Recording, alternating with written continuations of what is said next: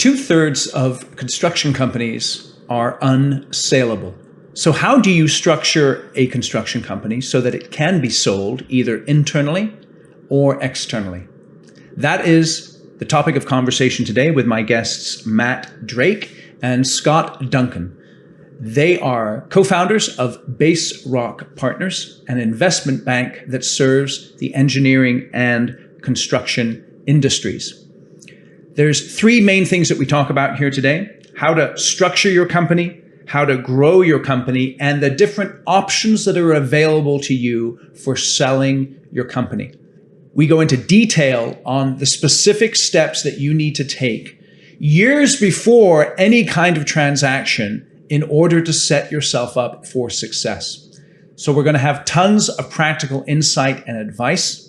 And I want to thank Scott and Matt for coming on the show and sharing their experience. There's links in the show notes to how you can get in touch with them. So enjoy my conversation today with Matt and Scott. Give us a rating or a review wherever you get your podcasts, and feel free to share this show with other folks. This is Eric Anderton, and you're listening to Construction Genius, a leadership masterclass. Thomas Edison said that genius is 1% inspiration and 99% perspiration. If you're a construction leader, you know all about the perspiration, and this show is all about the 1% inspiration that you can add to your hard work to help you to improve your leadership.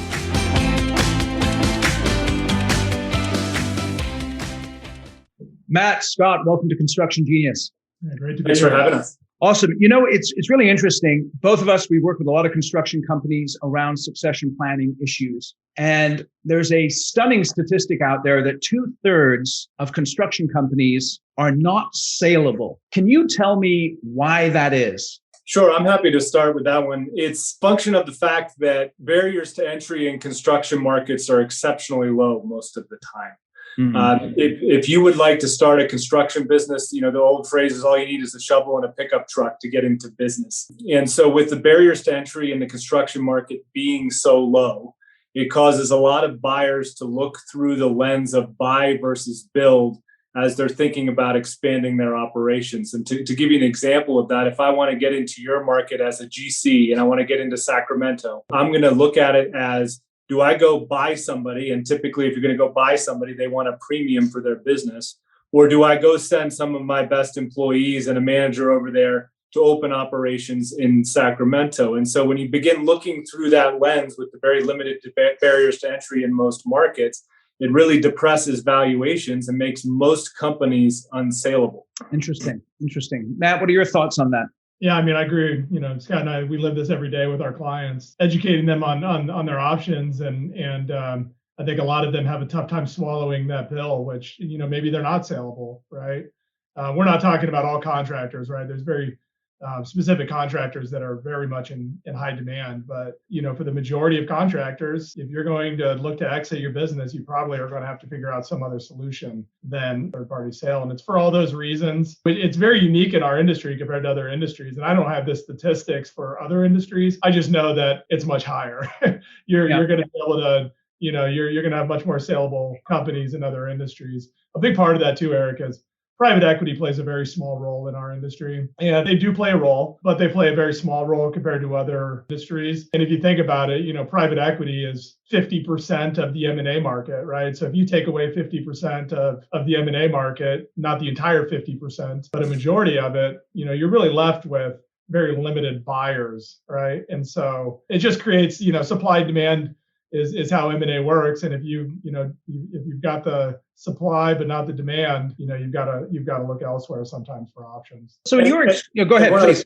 One other point I was going to make, Eric, is that there's over 800,000 contractors in the United States, and if you look at most of them, they tend to be pretty small businesses where the sole proprietor is the guy who is really running the business. He is looking at every day at operations. He's approving contracts. He's estimating contracts. All of that stuff. And so, if he wants to retire, what do you really buy? And so that becomes such a key part of the acquisition process if you're evaluating your options, from a sale perspective, that what are you truly selling? And so we work very closely with folks thinking about leadership development and getting people into a role where your business does become a little bit more valuable because you've got a good cohesive management team that can live on beyond just one key sole proprietor. Okay, so let's start to explore that then. The reality is that many construction companies are not saleable. In your experiences, what distinguishes those companies that are saleable, whether it is internally or externally? Absolutely. So what I would start with is the more of a niche the business is in,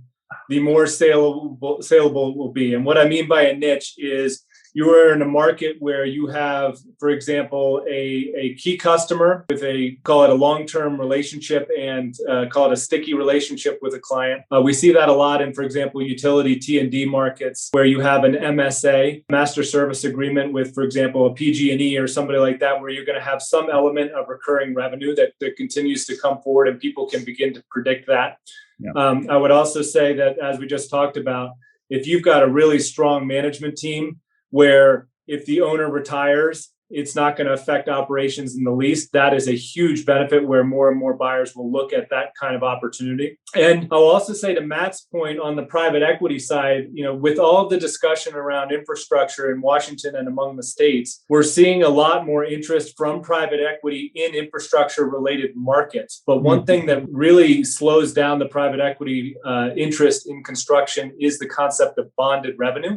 Mm-hmm. And so if you have a surety component to your work, what it does is really limits the capital structure that private equity firms can utilize to come in and buy a business. And that's one of the values that they think they provide to companies, is being able, or one of the ways they really maximize returns is how I should phrase it, is they'll come in and pay 6 or 8 times for a business, but put 2 or 3 turns of leverage on that company so they really juice up their equity returns. And you can't do that in a market where surety is a key component. And so if you're not bonded, you've got some sticky customer relationships with some long-term contracts, and you've got a great management team, I would say that's probably a great place to start with a company that would be saleable. That magic phrase, reoccurring revenue.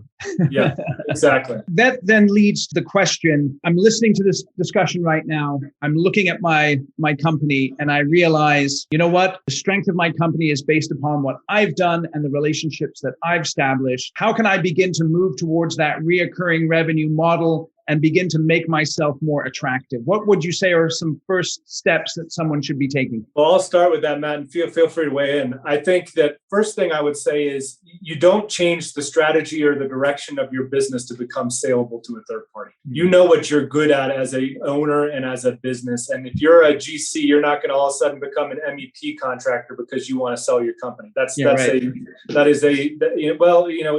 not, we get this question a lot. And my view is you're good at what you're good at, and you should continue to be, working on improving your capabilities in that area. But trying to change your strategy just to become saleable is not something that tends to make a lot of sense. What I would suggest is, one, really focusing on that aspect of leadership and the management team and making sure you've got good people around you is number one. If you can do that, even if you are a smaller contractor, you're going to have more people interested in you than not. But secondly, I would say the important thing is really to understand your options as an owner. Because as we talked about in the beginning, 2/3 or more of contractors are not going to be saleable. However, if you look at the return on equity of most construction businesses, it's very high. It's in the 20s, 30% on a lot of firms. And so if you can take that and show the benefit to your younger generations as they're coming in, you can begin to sell equity internally and have a good, thriving business that you can transition out of, but that also gives this younger generation some incentives to grow it over the years. And so those I would say, are the 2 things that owners could really focus on over the short run. But again, changing your strategy to become saleable is a fool's errand in my opinion. Okay, excellent. Yeah. Your thoughts there, Matt? Go ahead. Yeah, I'll just add. I mean, Eric, it's a great question, and I agree with everything Scott just said. It's really not about becoming more saleable, but those issues that Scott just discussed. I mean, if you want to be able to do anything with your business, right? Not just sell it, but if you want to do an internal, if you want to do an ESOP, you have to have that management depth, right? You have to have a bench team. You have to have succession. Otherwise, you're not going to have any options, right? And unfortunately, we see this a lot in our industry where, I'd say 15, 20% of all construction companies are winding down or liquidating their business. Yep. Because they don't have that succession. They come to us and, they're in their 70s or 80s and we tell them that they're not saleable, because they're probably not. And we start discussing other options and they start to realize that that's an 8 to 12 year period. And they're like, that's way too long. I want out of this in the next 2 or 3 years. And so their only option at that point is to wind down or liquidate the business. So there's certain things you can do to make you more saleable, but a lot of it is really dependent on geography. What are your markets? A lot of it's timing.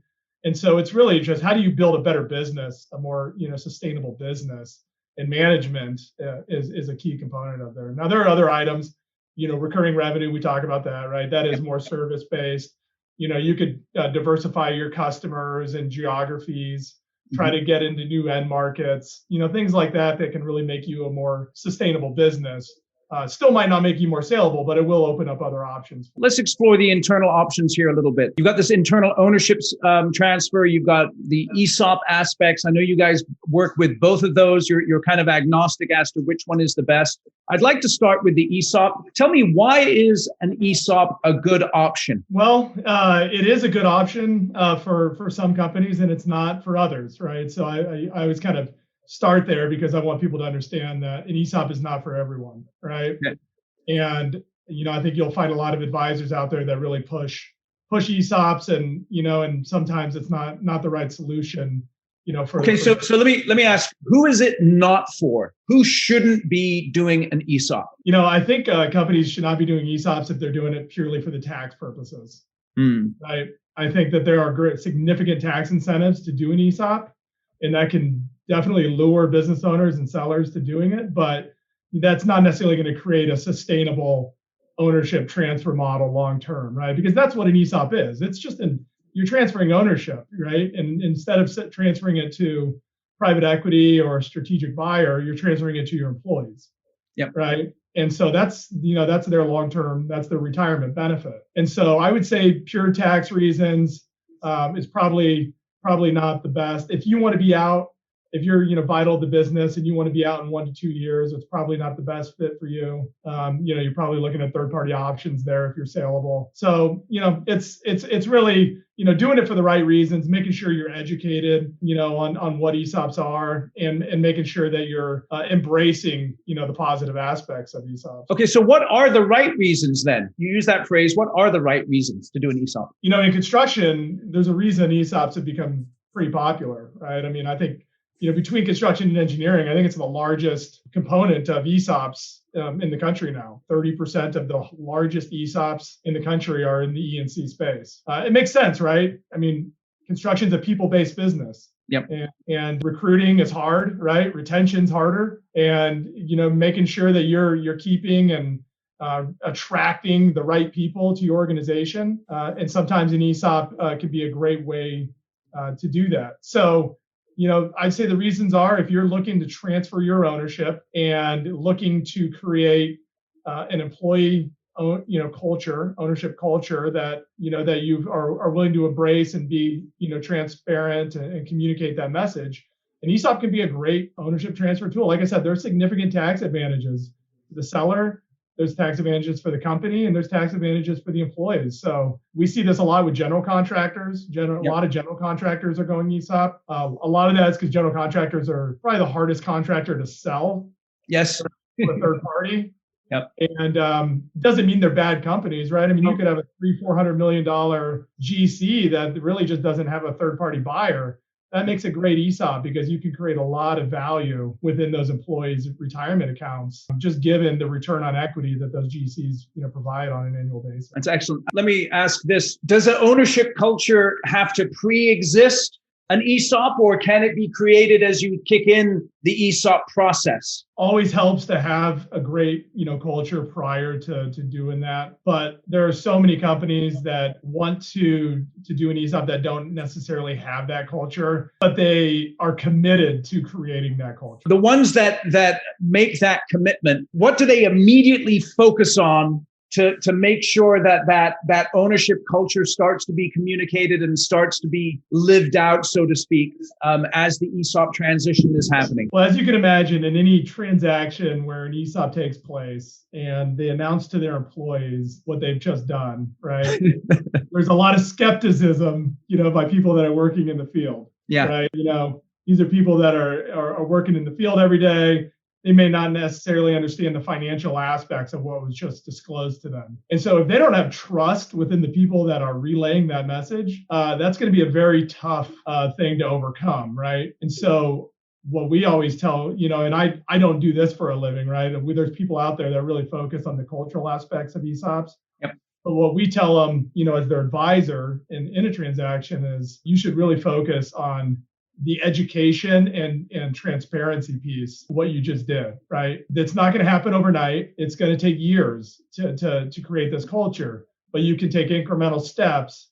And part of that is building that trust level with the executive team, right? The management team really needs to buy into this, right? They need to be proponents of the ESOP because you know how things trickle down to and through an organization. And so that transparency, that education is really where that focus should be in the first couple of years. Excellent. Scott, what are your thoughts here? Yeah, I agree with what Matt just said. I think the cultural aspects of an ESOP are the most important. If you have the right culture and you're willing to be transparent, that's how you're going to be successful with it. But it is certainly not for every company, and it takes a thorough evaluation in advance to really consider whether that's something that makes sense. Okay, excellent. In your experience, what are the very best companies that are going through these ESOPs? What do they consistently focus on day after day that makes that transition successful? I think that they focus on building a culture of accountability. Okay. A culture of transparency. And so, if everybody now is, working towards the same goal, right? I mean, you're not just an employee anymore, right, Eric? I mean, you actually own, I don't want to get the technical aspects of it, but you are a beneficiary of ownership. Right. In that company now, right? And so if the company does well, you're going to do well. And so really preaching how can they be more accountable, not only from a day-to-day, but how can they be more, visionary and looking at how they're spending money, and can they figure out ways to streamline things, trying to become more of an innovative culture can create value for those companies. And I see that all the time. I mean, 8 or 9 years ago, I was walking through a manufacturing plant for a really good ESOP company. And this is before I focused 100% on construction. Mm-hmm. And, an employee walked up to me and knew what I was there for, right? Because they were an ESOP and they knew that, we were, helping with that. And he was showing me how he was saving money for the company. Interesting. In which he knew would increase his which would increase his retirement. Interesting. And so you don't get that at a company without a shared benefit like that. Excellent. Let's look at the other aspect, the internal ownership transfer. Tell me a couple of ways to structure that you guys have found to be extremely effective. Scott and I, we've been doing internal management buyouts for a long time. And in the construction industry, there are some, unique mechanisms to do that, right?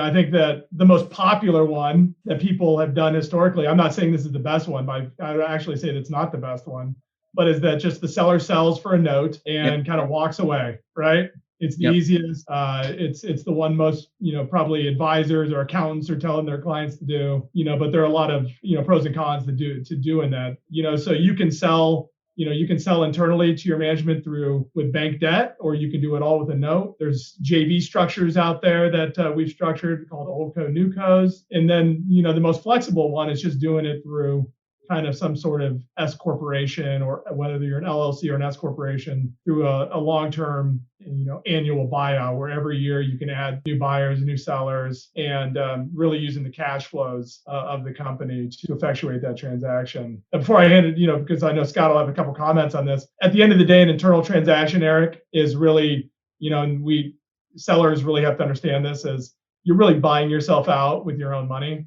Yeah. Because most of the time, management, they don't have money. They don't have the money to come in and make a big acquisition or a big purchase of stock. And so where are they getting that money? Most of the time, it's just coming through cash flow that could have went in the seller's pocket that's now being used to effectuate that transition. Okay, excellent. Scott, your Yes. thoughts? Yeah, the only thing I would add to that is there is never a one-size-fits-all approach to internal ownership transfer. It really depends on the timing objectives of the owner, who the potential buyers are, and as we talked about before, who's qualified to be a buyer, who's qualified to run the business going forward, and that is often the most difficult part. But there are dozens and dozens of mechanisms for transferring equity internally. The challenge is that they all take time, and they all take people to come up behind you as an exiting owner to make sure that you get some value for your stock. And so, to Matt's point, you can always structure something as a note. Most sellers don't like that. They want to continue to benefit from the distributions and profitability of the business as they're transferring ownership. And there's a number of different ways to do that. But at the end of the day, it's about people and it's about what you want out of the business over time. And it's unfortunately not something that happens overnight, right? It's, as we said before, it's an 8 or 12-year process, typically on average.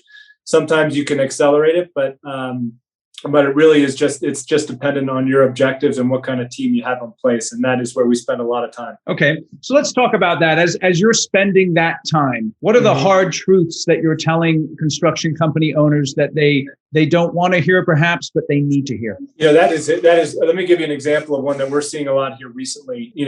I think a lot of construction owners have heard this message before, that you have to have a team in place that's ready to come in and buy your stock, right? Yep. And they will occasionally bring us in and we'll start having conversations with those incoming owners. And I'll tell you what's happening more and more is, particularly with bonded companies, we are going in and talking to that next generation and saying, okay, we understand that you've been told that you could be a prospective owner in this company. How do you feel about signing on the dotted line for surety risk, and that you could lose your house, you could lose your car, you could lose your retirement savings, everything if a job goes bad. And more incoming owners do not have the risk tolerance to sign on the dotted line. And so what we preach to all of them is start very, very early. Start 10, 15 years out to know A, what your options are, and then B, to really begin having conversations with people about what it means to be an owner, to have them understand not just the day-to-day operations of the company, but also the overhead structure and management of the company. What is a surety bond? How does it work? What does it mean to an owner? Who are the banking relationships? Who are the insurance relationships? All of that, to make sure that they have a really good handle on how the company is run, because it's not just about having guys who can run projects. It's about having guys who can run the company. Yeah, that's really interesting. I'm curious, in your opinions, do you think the lack of tolerance for risk, is that a generational thing? What are your guys' thoughts on that? That's a great question. I don't know the answer to that specifically, but I think it is partly generational. But that being said, I think you have in the construction industry, as we mentioned before, there's 800,000 contractors out there, right? So people do often go out and start their own thing. Yep. I think what happens is that people get comfortable, particularly those who are well compensated. Yes. Right. So if you're being very well compensated, you're making, $200,000 or $300,000 a year in a construction business, and then somebody comes along and says, all right, now, you can make more money, but you're going to have a heck of a lot more risk. Some of them say, hey, I'm pretty comfortable with but I think it's something that, we seem to be seeing more often here recently, and it's something that everybody needs to be prepared for. It's interesting that you make the excellent point that you need to educate people not only on how to run a project, but the construction business itself, and tell the truth about those aspects of the business that are uncomfortable or do create that risk intolerance. You know what I mean? Exactly. I think the challenge is spending as much time as you would on thinking about how you're going to transfer ownership. Really, you should be spending an equal or much more amount of time on how are you developing those leaders in the company going forward. That should be a real focus of the company, and partnering with folks who understand that and can help you develop your leadership team so they're in a position to do something. Okay, so let me just do a little summary of where we're at so far. The big thing that I've heard again and again is this aspect of time. 8 to 12 years minimum. Then you've got to have a strong culture to make the company either attractive to outside sellers or even attractive to people wanting to do the ESOP or an internal sale. Then you have to structure the company correctly in terms of a niche or in terms of the type of work that you're doing. And then you need to develop your leadership, not only to build projects, but also to understand the business. Am I hearing hearing it right as far as what you guys are sharing with me so far? I think that's right. There's a couple apples and oranges in there. One is more third-party oriented, one is more internal oriented. But at the end of the day, focusing on people and culture and developing the individuals who can come up and either succeed you from a management perspective or from an ownership perspective or both is critically important to this whole thing, regardless of what you do. Okay. Let me ask you this. In your experience, have you ever worked with companies who have committed to a particular line of a particular structure in terms of the sale of the business, and then they've reached a point where they see this is not working,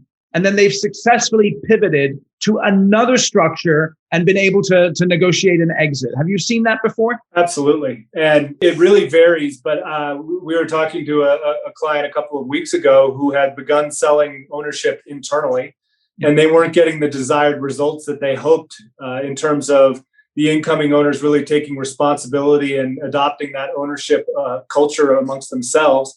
And so they were talking to us about a potential, third-party sale of the company. And so we do see that from time to time. Fortunately, in this case, it's a company that very much has a third-party sale option. But in many cases, that third-party option is not out there, and it can put you in a very difficult position. And so, like we cited before, I think planning in advance is a really key component to this whole thing, and understanding your people is a key component to this. Matt, have you ever seen anybody go internal and then move over into the ESOP side of things? Yeah, I mean, that's definitely happened as well. And I would just add, Eric, that this is why it's so important to be getting good education before you start going down a certain path. Yeah. Right? Because it is, yes, there are success stories, but it is much more difficult, sometimes to unwind what you're already doing to go another path, especially if there's been promises made and things like that. So that education piece is so important that clients, and construction owners really know what they're getting into. We worked with one a few years ago where the owner sold to one key executive and did a sale for a note. At that point, it's pretty much done, right? Well, about 3 years into it, he realized I sold to the wrong person. Yep. Right.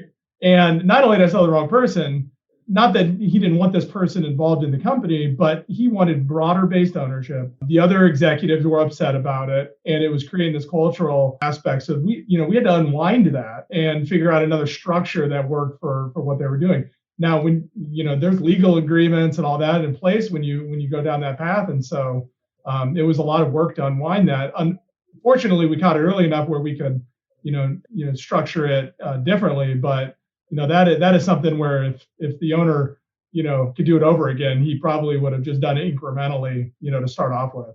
Is that why an ESOP is sometimes better, because you're not putting all your eggs in one basket, so to speak, or 2 or 3 baskets? Yeah, I mean, ESOPs can be great for a lot of those situations because, we've talked about, a lot of these management teams don't have the money, to buy in, right? Right. Or they don't want to take on that personal risk. And in ESOP, you can really, now those executives will probably have less upside in an ESOP. Yeah. Right. Because they're not going to own 50% of the company, but they can get, ESOP shares, they can get management incentive plans. There's a lot of things that you can get in an ESOP that is an incentive for those key executives. ESOPs operate much more like publicly traded companies, Eric. Yeah. There's a board that kind of runs makes the decisions. Then the management team is more compensated with salary bonuses and options and things like that. So yeah, I mean, that's when we talk to business owners who are thinking through internal options and they're kind of weighing that ESOP versus selling to the management team.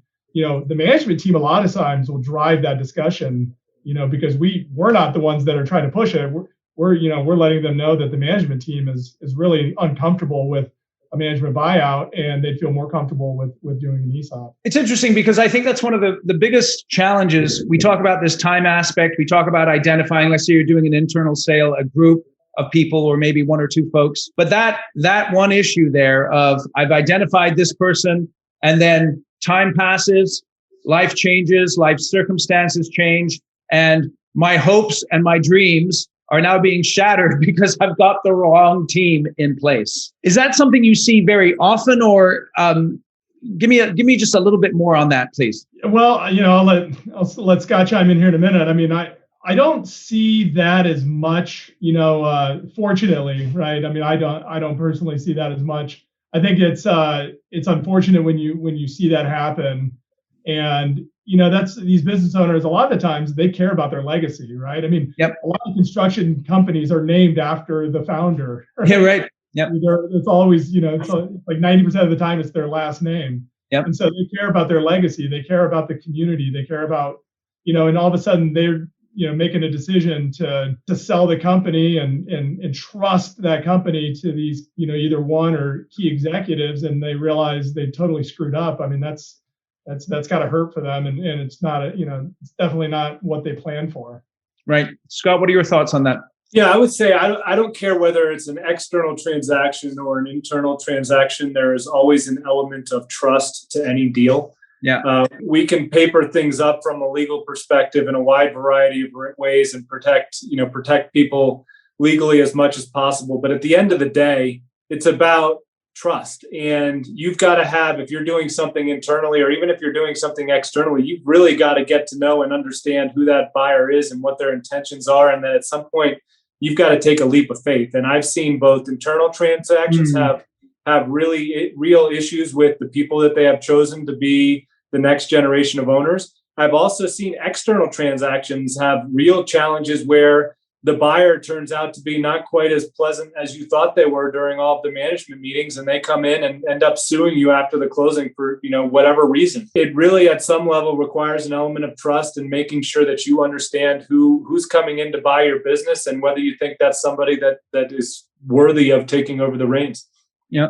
How much work have you done with companies that they're family-based companies and the dad sells to the son or to the daughter? How much work have you guys done with that? That's a big percentage of what we do, and that there's a wide variety of structures and family gifting and things like that come into play there. But our advice to clients is always to treat those family employees just like regular employees. First off, in fact, we recommend that if you have kids within the business, to send them away from the business for some period of time to go work elsewhere, so they understand how other companies operate and they're not just exposed to this one world, so to speak. But yeah, it's you have many of the same challenges, except in some cases you have even more challenges because the kids of an owner typically are not too hesitant to criticize, right? And so it can be typically a more challenging process in many ways.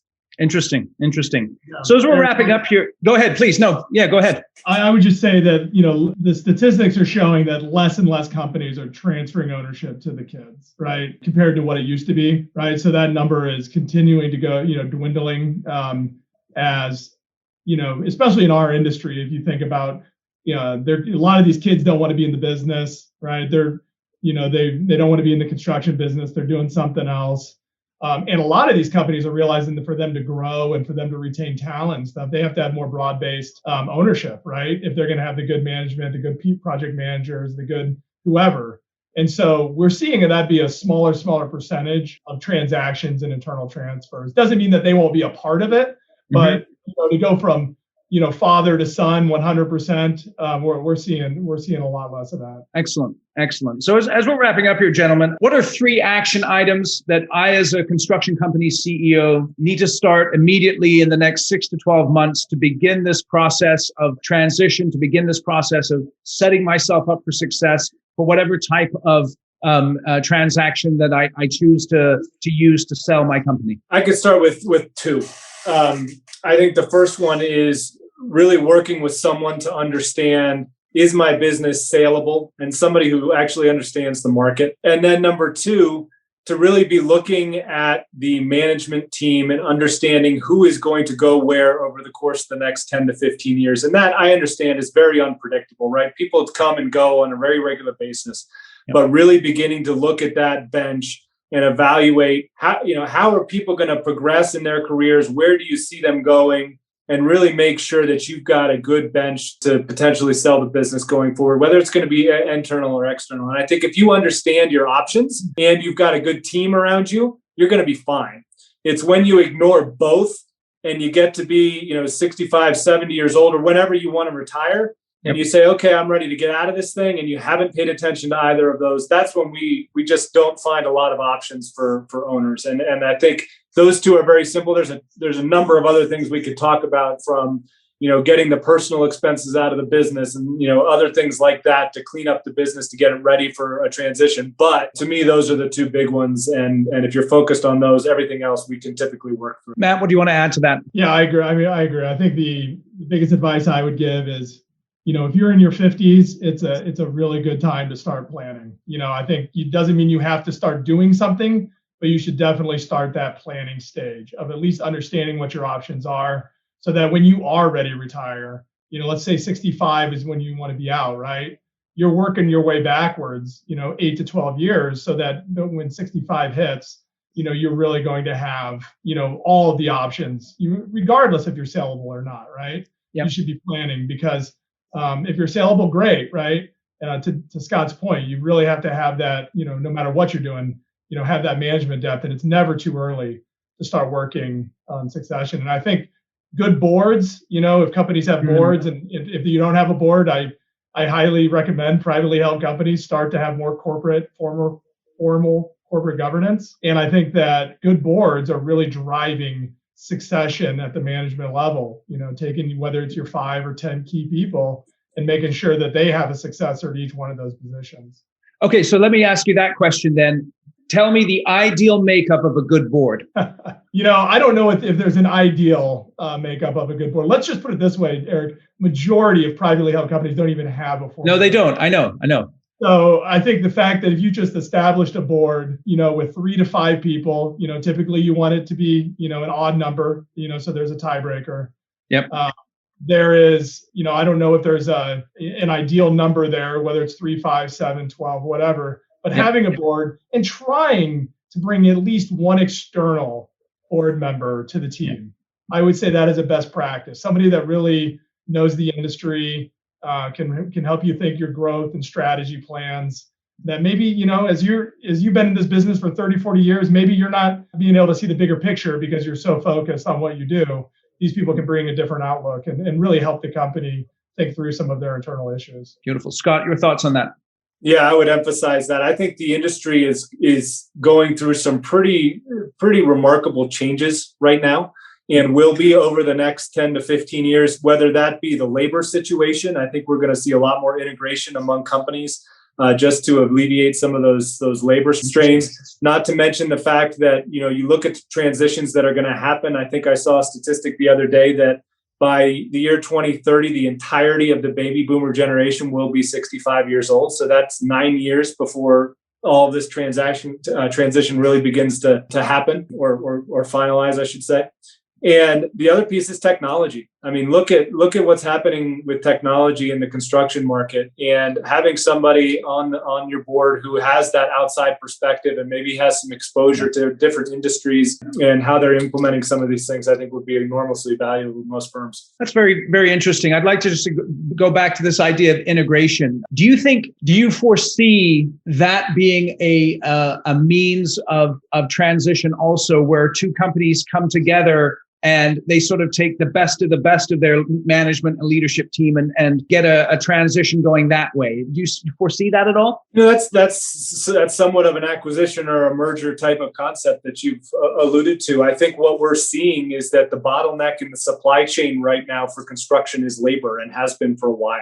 Yes. And so what we have seen are specialty contractors adopting more of a GC approach, so that they can take a couple of more points of margin off of jobs, right? Yeah. And we've also seen more and more GCs trying to self-perform, whether it be concrete or other functions within their projects. And so I think that trend will likely continue. And then you look at just the number of firms that are going to transition here over the years. And I think a structure that you alluded to would make a lot of sense for some firms. But again, merging companies you think deals are challenging. Mergers are even harder among construction firms. But that being said, I think strategically there's a lot of things happening in the market that are going to change people's perspective here over the course of the next decade. Interesting. So I really like those two specific points there. Understanding your options, having a good team. So tell me a little bit more about what you guys do, what BaseRock does to help people to understand their options? Sure. So we formed BaseRock with the purpose of providing firms with their full suite of options for ownership transfer. So we provide M&A capabilities, we provide ESOP capabilities, and we provide internal transfer capabilities. And our objective is to go into an owner's office and do some homework and be able to go into them and say, look, here's what we see as the options. Here's what we see as the total proceeds in a potential transaction incorporating our view on valuation. And then also talk about the timing of each option. And then to the extent that we get into it, even talking to some of their people to understand the feasibility of something internally or even an ESOP.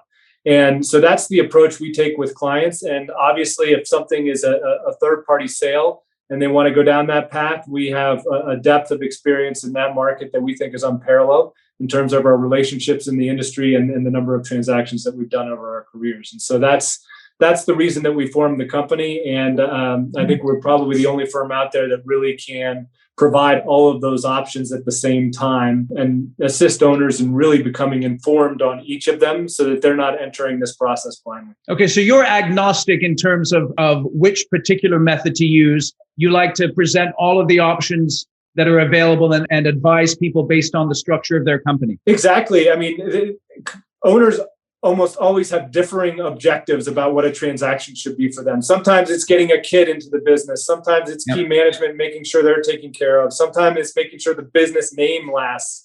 Sometimes it's selling to a particular company that they really admire. And then for most of them, there's obviously the total proceeds equation of a transaction as well. And so, there's different tools for different objectives. And that's what we're trying to do is bring all of those tools into a project and solve for the challenges that each owner faces. How long does it take you guys usually from first interaction with someone to recommendation? How long does that take? I'm just curious. Matt, you want to cover that one? Yeah, I mean, it really varies there, but we typically we'll do some sort of kind of upfront analysis in a couple months. Sure. We have to get to know the business and objectives and it's a lot of the times it's not us coming in and saying this is what you should do, right? It's really of, hey, here's your options, here's the pros and cons to each. Let's have a Q&A and start, going through each one of these and ultimately let the business owner make that, decision that they feel is best for their family, their community, their company, and their employees. We just want to make sure that they have all of the tools available and understand what those options are. I mean, too often in our industry, in the investment banking world, one thing, it's M&A, it's ESOPs, it's internal, right? And so, people are typically kind of pushing what they know. Well, we can execute on any of those. So we don't really care what they do. We just want to make sure our clients are making decisions that they can sleep with at night for the long term. I like that thought. Decisions you can sleep with. That's beautiful. So how can folks get in touch with you, please? Sure. So we have a website, which is www.baserockpartners.com. And then and that's probably the best place to reach us. And our phone numbers and emails are all on there. Beautiful. Yeah. So we'll link to baserockpartners.com in the show notes. As we're wrapping up here, gentlemen, I see you guys are in Denver and St. Louis.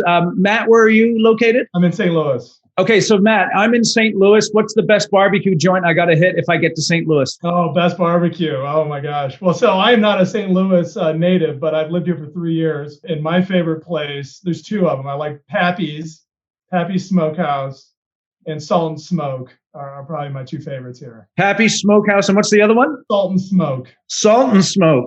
Yeah, they just opened a new location right by Busch Stadium. So if you're coming to a Cardinals game, hit up Salt and Smoke. Beautiful. Links in the show notes to those places. And so, Scott, what about you? Are you in Denver? I am just outside of Denver. Yep. Okay. So what's the restaurant I should hit if I'm in Denver? That's a good question. I'd have to give that some thought, Eric. It's there's a lot of choices down there in Denver, but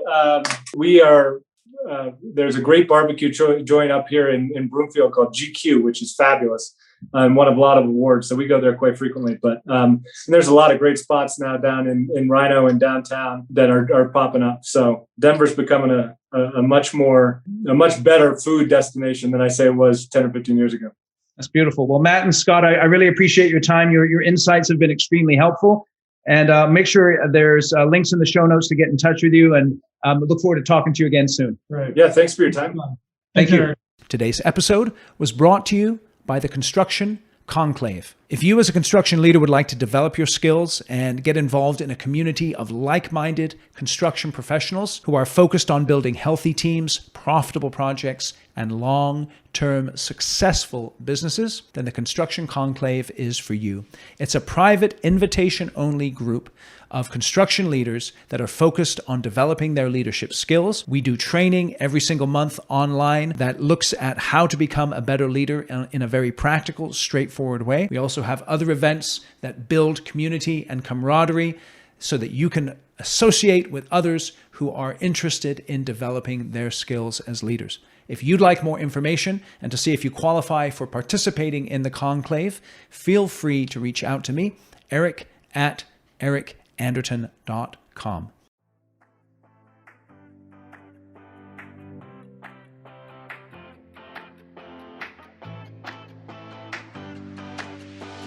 Thank you for listening to this episode of Construction Genius. Hope you found that 1% of inspiration to help you in the next few days. If you like the show, please give us a 5-star review on iTunes, share it with other construction leaders who you think would benefit, and thanks again for listening.